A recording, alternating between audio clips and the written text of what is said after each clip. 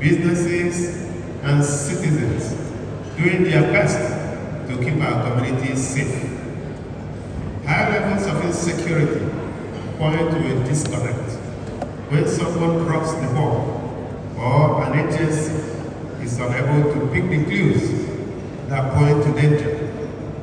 Insecurity creates economic and social crisis, impoverishes the population, and makes refugees of individuals and families in their homeland. To curtail the enormous cost of security crisis, all of us are invited to always take more than a personal interest in security issues in our neighborhoods, places of business, and in the larger community.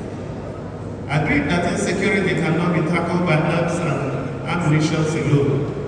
It is also necessary for those who wield legitimate powers of the sovereign to deploy the lawful instruments of power, including reasonable force, in responding to anyone or group whose activities pose a real threat to the safety of law-abiding members of the community.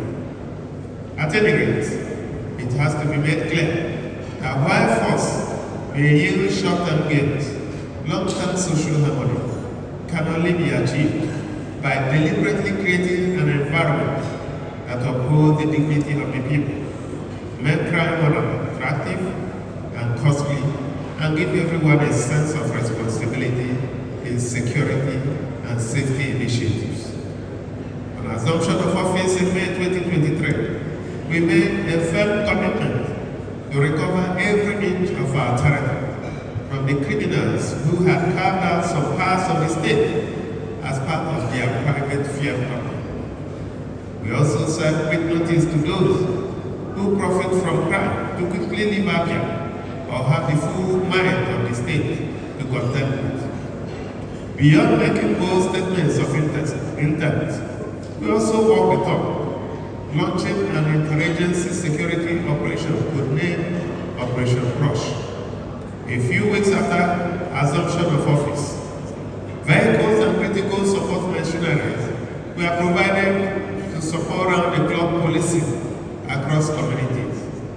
It's also worthy of note that over the last 2 years, the state's Homeland Security Office has been transformed to an engine of efficiency, providing critical intelligence and operational support to the federal security establishments, while responding independently to developments that fall within the scope of their responsibilities as an agency of the state government. On account of the courageous efforts we made to restore law and order, individuals can now attend to their social and economic obligations without anxiety in any part of the state. On very rare occasions, when we suffered breaches, mainly from criminals operating from camps outside the state, we have also responded in ways that leave no doubt about our commitment to the security of lives and property in Abia State. This state remains one of the most peaceful destinations in Nigeria, not because attempts have not been made to create problems here by individuals and groups who profit from disorder, but for the fact that we are prepared to do whatever it takes to keep our people safe and the regular order of businesses uninterrupted.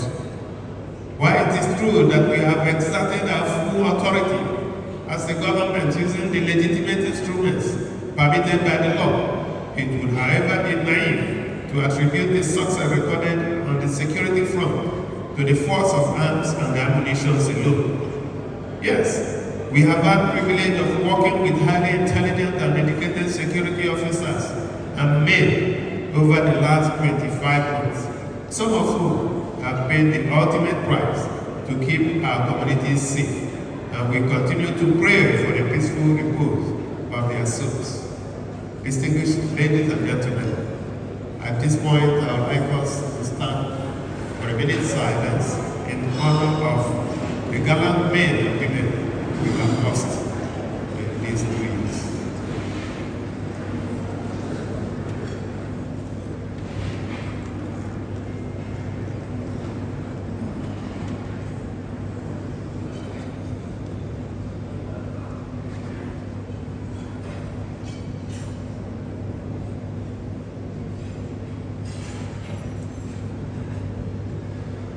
May their souls and the souls of others faithfully departed through the mercy of God rest in the bosom of the Lord. Please be seated.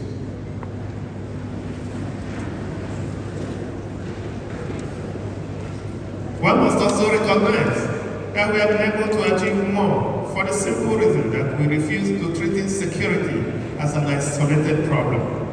Our approach is holistic, starting with generous investment in social infrastructure to improve the productivity of the populace. We have also addressed the injustice of non-payment of salaries and pensions, which became a festering wound for many years. Additionally, we took measures that supported job creation through support for local entrepreneurs. In addition, we have given qualified young people a direct opportunity to be productively employed by the government on a clear set of fair rules, not corrections nor primordial considerations. In addition to the thousands of young men and women employed directly by the state government over the past 2 years, particularly in the education sector, we have also created tens of thousands of direct and indirect employment through our road infrastructure upgrades, healthcare, education and other building renovations, and environmental and urban renewal initiatives. By merely cleaning up our environment and opening scores of roads to give our cities a new identity, investors' confidence has risen to an all-time high, boosting employment and demand for factor inputs. Furthermore, we have taken deliberate steps to improve the enterprise environment in other parts of the state, creating the right incentives for more robust outputs in agriculture, manufacturing, real estate, and the service ecosystem. With more people getting into productive ventures, it ultimately follows that we shall have fewer hands available for crime and criminality. In addition to creating the right environment for productive activities, we have also launched an intensive reorientation campaign to dissuade the populace, especially young people, from taking to crime. I have also directed that civic education be made an integral part of our school's curriculum to teach our young ones the value of integrity, honesty, and contentment. Abia is relatively safe, but as a proactive administration, we are also not prepared to rest on our butts because of the unpredictability of the forces we battle against. This afternoon, we have gathered to launch another layer of program in our holistic security outlook, focused primarily on prevention and deterrence. And permit me, distinguished ladies and gentlemen, to use this opportunity to thank all of you that have donated to the Security Trust Fund. I have no doubt that those who have not been able to donate today would get in touch with us and send us their checks. And it is on this note, distinguished ladies and gentlemen, that I'm glad to announce a donation from a group that I was associated with, who were not able to make it here. The board and management of Morningside Capital Partners has just sent me a message that they have approved a sum of 500 million naira for this event.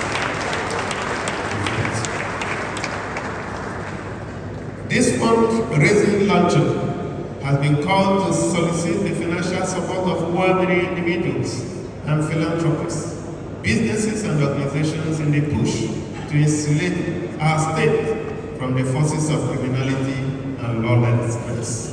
Security is an extremely expensive venture, but again, the alternative is a whole lot more expensive.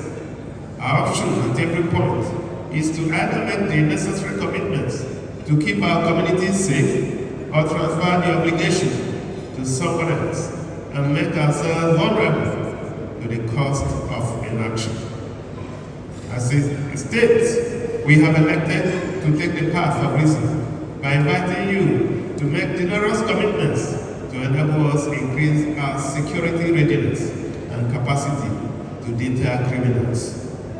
This luncheon is in line with the provisions of the Abia State Security Transform Law 2024, which empowers the state to set up a specialized framework for mobilizing, managing, and deploying resources in support of our security infrastructure across the state.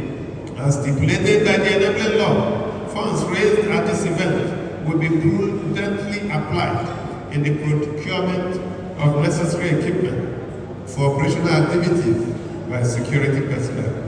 Beyond supporting the formal security structures, today's fundraising event will go a long way in helping us to actualize our restructuring plan for the Homeland Security Office in the areas of recruitment, training, deployment and procurement of vehicles and tools for operational effectiveness.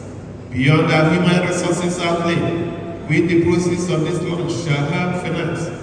We are also planning to invest generously in technology tools and systems that will enable us to either thwart crime before execution through tech-driven intelligence gathering or track the criminals in real time. Part of the funds that will be raised today will be applied to setting up a support center for quick incident response, real-time situational awareness, and resource coordination among the agencies. Thank you. The focus will be on leveraging technology to drive public safety, track criminals, and bring them to justice. Distinguished ladies and gentlemen, you will agree with me that this administration has demonstrated prudence in the management of our stock of resources. You can therefore be certain that every kobo raised from this effort shall be judiciously applied. It is beyond argument that we have shown total commitment to keeping Abia safe, even amidst severe challenges with resources. We are now asking for your support to do better, achieve more, and build a state where residents can go to bed each night and sleep with both eyes closed. Wake up in the morning to attend to their businesses unmolested and visit family and friends in any part of the state without anxiety.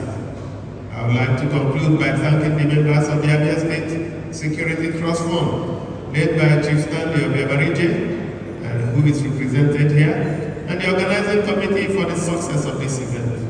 Thank you for your commitment to a safe Abia. As we often say around here, the reward for a good job is more work. So do not relent, because there is still so much to be done. This program will be a continuous one, because security is a round-the-clock venture that requires a continuous injection of funds.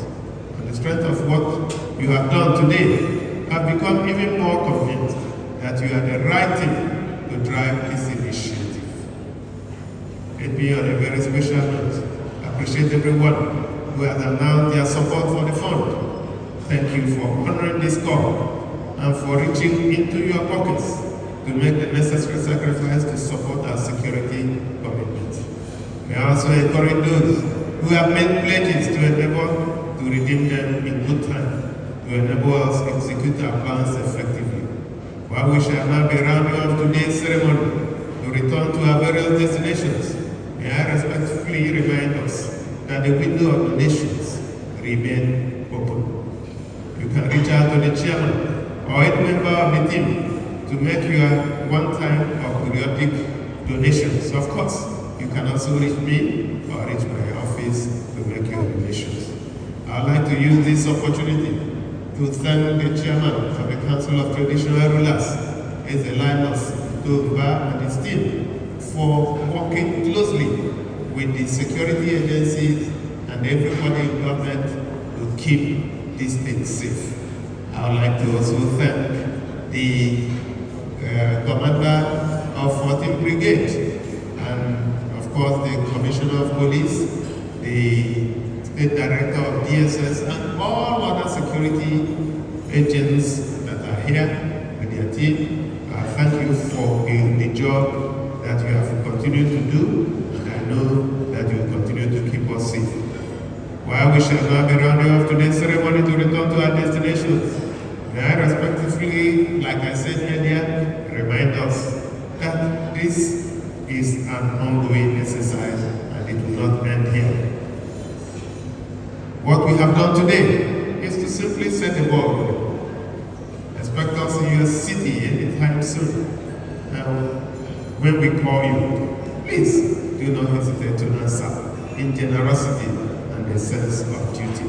Distinguished ladies and gentlemen, let me thank you for listening and thank you for donating generously to the forum. God bless you.